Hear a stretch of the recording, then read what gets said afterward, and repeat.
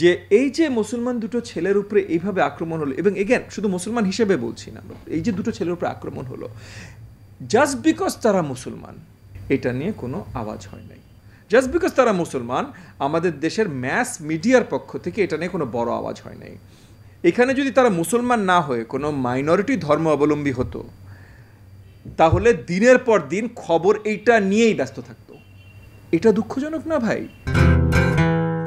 ফরিদপুরে 2 মুসলিম যুবককে পূজা মণ্ডপে আগুন দেওয়ার মিথ্যা অভিযোগে হত্যা করা হয়েছে, আপনার অভিমত কি? ফার্স্ট অ্যান্ড ফরমোস্ট, মানে এত মর্মান্তিক এবং দুঃখজনক ঘটনা এটা মানে খুব বেশি আমাদের দেশে হয় না। ধর্মের নামে বলেন বা যে কোনো কিছুর নামে বলেন, নিরীহ কারোর উপরে এই ধরনের অমানসিক অত্যাচার, এবং একই পরিবারের দুটো ছেলে, অন্য পরিবার হলো বাট মানে পরিবারের উপরে কতখানি গেছে যে তারা পুরো মানে ওই জেনারেশনটা হারিয়েছেন। এরা ছিল ডে লেবারার, তারা কাজ করছিল। তাদের বিরুদ্ধে এই পর্যন্ত অ্যাটলিস্ট যতদূর আমি খবরের মাধ্যমে জানি, এবং লোকালিও খবর নিয়েছি, মানে আমার নেতাকর্মীদের কাছ থেকে ফরিদপুরে খবর নিয়েছি, যতদূর আমি শুনেছি যে এখন পর্যন্ত, মানে বেশ কিছুদিন তো হয়ে গেল, এখন পর্যন্ত ওই দুজনের বিরুদ্ধে কোনো ধরনের এভিডেন্স পাওয়া যায় নাই যে তারা কোনো সর্ট অফ কী বলে অসামাজিক বা অন্য মানে কোনো ধরনের টেরোরিস্টিক বা অন্য কোনো ধরনের কাজে লিপ্ত ছিল। কোনো ধরনের এভিডেন্স পাওয়া যায়। তো এভিডেন্স ছাড়া তুমি বিচার কেমনে করো ভাই? মানে আমরা তো এখনও বিশ্বাস করি আমাদের দেশে আইন আছে, এখনও বিশ্বাস করি, যদিও আওয়ামী লীগ ভাই কোনো আইন রাখে নাই, তবু আমরা বিশ্বাস করতে চাই আইন আছে।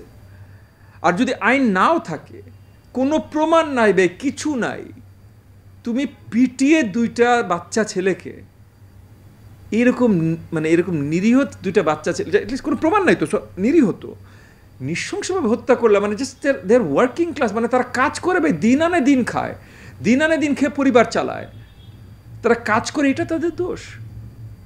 তাদের ধর্ম তাদের দোষ? মানে তারা হিন্দু হলে তুমি মারতা না? মানে এগেন আমি এটা বলছি না যে মানে হিন্দুর দোষ বা মুসলমানের দোষ, আমি এটা বলছি না, আমি ধর্ম রিলেটেড বলছি। যে মনে করেন এই কোনো মসজিদে কিছু হয়েছে, এইটা রিলেটেড, এরকম কোনো নিরীহ হিন্দু, খ্রিস্টান, বৌদ্ধ বা অন্য কোনো ধর্ম অবলম্বী কারোর উপরে যদি আক্রমণ হতো, সেটা যেমন দুঃখজনক, যতটাই মর্মান্তিক। এটা কি মর্মান্তিক না? তাহলে আরেকটা জিনিস আমি একটু দুঃখ প্রকাশ করছি, যে এই যে মুসলমান দুটো ছেলের উপরে এইভাবে আক্রমণ হলো, এবং এগেন শুধু মুসলমান হিসেবে বলছি না, এই যে দুটো ছেলের উপরে আক্রমণ হলো জাস্ট বিকজ তারা মুসলমান, আমার দেশের সরকারের পক্ষ থেকে এটা নিয়ে কোনো আওয়াজ হয় নাই। জাস্ট বিকজ তারা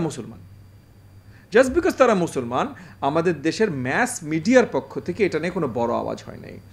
এখানে যদি তারা মুসলমান না হয়ে কোনো মাইনরিটি ধর্ম অবলম্বী হতো, তাহলে দিনের পর দিন খবর এইটা নিয়েই ব্যস্ত থাকতো।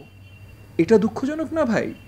মানে আমি বলছি না যে মুসলমান না হয়ে অন্য কোনো ধর্ম অবলম্বী হলে আপনি দিনের পর দিন নিউজ করতে পারবেন না, না করেন ভাই, এটা দরকার, কিন্তু মুসলমান হলে আপনি আর এটা করবেন না, এটা দুঃখজনক না?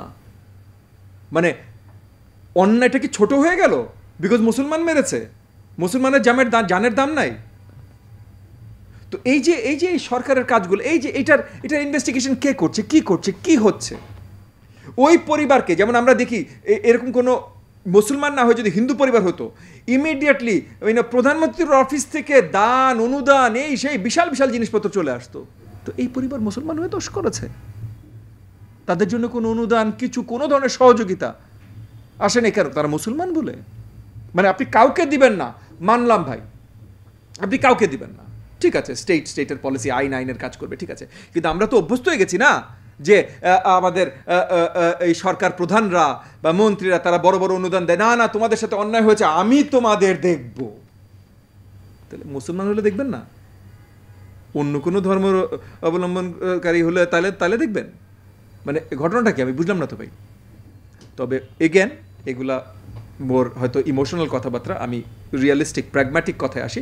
প্র্যাগম্যাটিক কথা হলো ইমিডিয়েটলি এটাকে ফুললি বিচারের আওতায় আনা উচিত, এবং যারা দোষী, মানে এই যে আওয়ামী লীগ করে ভাই, একটা মিছিলে 2টা ইট পাটকেল ছোড়াছুড়ি হয়েছে, কে ছুঁড়েছে তাও জানি না, ওদের নিজেদের লোকজনই ছুঁড়েছে, 200 জনের নামে মামলা দিয়ে জেল হাজতে নিয়ে যায়, ঠিক না? নিয়ে যায় না? তাহলে এই যে এই মন্দিরের যে লোকগুলো এই দুটো নিরীহ ছেলেকে পিটিয়ে হত্যা করেছে, এদের নামে মামলা করে উঠায় না কেন? মামলা হয়েছে কিছু, সেটা আপনাও খবরে পড়ে, কেউ তো জেল হাজতে যায় নাই ভাই। দুটো ইট পাটকেল ছোড়ার জন্য ভাই 200, 500, 2000 এই গত নভেম্বর মাসে 20-25 হাজার নিয়ে গেল জেলে। আর এই 2 খুনের জন্য কেউ জেলে যায় না, কোনো আওয়াজ উঠবে না, মিডিয়াও কোনো কথা বলে না, কারোর পরিবারের কোনো ইন্টারভিউ দেখছি না, কিচ্ছু দেখছি না। কেন ভাই? এগুলো অত্যন্ত দুঃখজনক, অত্যন্ত। আমরা ন্যায় বিচার চাই, ন্যায্য বিচার চাই, এবং আমরা এই জায়গাটাতেও ফেরত আসতে চাই যেখানে সরকার আইন প্রণয়নকারী বাহিনীগুলো, সংস্থাগুলো এমনভাবে পর্যালোচনা করবে যেন আমাদের দেশের জনগণ ভাই আইনের উপরে আবার আস্থা ফেরত আসে। আমাদের কারোর আইনের উপরে আস্থা নাই ভাই, বুঝছেন? এই যে আমরা দেখি না, খবরে 2 দিন আগে দেখলাম ওই জমি দখল করছে যুবলীগের ছেলে শর্টগান হাতে নিয়ে, খবরের কাগজে পাতায় ভাই ছবি দেয়া শর্টগান হাতে এমনি করে, কে থামাবে? আজকে না গতকাল আপনার কোন কোন বড় বড় পেপারে হেডলাইন নিউজ আসছে যে আমরা গাছ লাগানো নিয়ে, গরমে গাছ লাগানো নিয়ে কথা বলছি, মানে গাছ কাইটা পাহাড় খালি করে যে মানে পাহাড় ন্যাংটা করে দিচ্ছে, এটার জন্য 15 কিলোমিটার রাস্তা বানিয়েছে ভাই যুবলীগের নেতা, রাস্তা বানিয়েছে গাছ কেটে প্রচার করার জন্য। এইটা হলো আমার দেশের অবস্থা। তাহলে আপনি আইন প্রণয়ন কাকে দিয়ে করাবেন? কার কাছে যাবেন? সো লোকজন আস্থাহীনতায় ভুগছে। যাক, আমরা চাই ফেরত আসতে এই আস্থাহীনতার জায়গায়, এটা আমরা চাই, এবং এই যে এই 2টা ছেলে, তাদের পরিবার যেন সঠিক বিচার পায়, এটা আমরা চাই। দিন যত যাচ্ছে বিরোধী দল নিস্তেজ হয়ে যাচ্ছে, আসলে কি ঘটতে যাচ্ছে? দিন যত যাচ্ছে বিরোধী দল না, আসলে মাত্র রমজান মাস পার হলো, ঈদ পার হলো, সো এখন ছুটি টুটি থেকে লোকজন আবার তাদের কর্মকাণ্ডে ফিরে আসছে। সো এখন আসলে রাজনীতি তো জনগণকে নিয়ে, সো জনগণের যখন যেটাতে যতখানি ইন্টারেস্ট, রাজনীতি ততখানি আগাতে পারে। বিরোধী দলগুলো সবাই কাজ করছে, কাজ করে যাচ্ছে, এবং একটা এগেন আমাদের সবার ভেতরেই একটা সর্ট অফ প্ল্যানিং এবং অ্যাক্টিভিটির একটা ইস্যুতে আমরা আছি যে আমরা বড় করে একটা আন্দোলন নামানোর ব্যবস্থা করছি। সেই বড় করে আন্দোলন নামানোর ব্যবস্থা করবার জন্য সবার ভিতরে কমিউনিকেশনটা অত্যন্ত প্রয়োজন, অত্যন্ত গুরুত্বপূর্ণ। এর আগে এগেন আমরা ফেইলিয়ার বলি বা যেটাই বলি, যে আমরা এর আগে যতটা কার্যকরী হতে চেয়েছিলাম ততটা কার্যকরী হতে পারিনি, কারণ সবাই একত্রিতভাবে খুব ভালোভাবে কাজ করতে হয়তো সক্ষম হয়নি। সবাই একদম মন প্রাণ থেকে চেয়েছি জনগণের জন্য কাজ করতে, এবং করেছি, কিন্তু একত্রিত কাজ মানে নিজের জায়গা থেকে অনেক সবাই পুরো দমে কাজ করেছি, কিন্তু সবাই একসাথে হয়ে কাজ করাটা, এই জায়গাটা আমরা বারবার মিস করেছি। তো এই নেক্সট পদক্ষেপটা যেন আমরা সবাই একসাথে করে দিতে পারি, সেইটার আমাদের প্রিপারেশন। সো একসাথে হওয়াটাতে যতখানি সময় লাগে, একটু সময় যদি লাগে সময় লাগুক, কিন্তু লাগার পর যেন আমরা সঠিকভাবে নামতে পারি। বাংলাদেশের রাজনীতি এখন কোন দিকে এগোচ্ছে বলে মনে করেন? বাংলাদেশের রাজনীতি ইনশাআল্লাহ জনগণের সম্পৃক্ততায় আমরা সবাই মিলে যেই দিকে নিব সেই দিকে আগাবে। আপাতত বাংলাদেশের রাজনীতি যেখানে আছে, সরকারের মতো লুটতরাজ করে যাচ্ছে, এবং জনগণ অপেক্ষায় আছে যে আমরা আবার সম্মিলিত হয়ে, সংঘবদ্ধ হয়ে সঠিক আন্দোলনটা কোন মুহূর্তে নামাবো।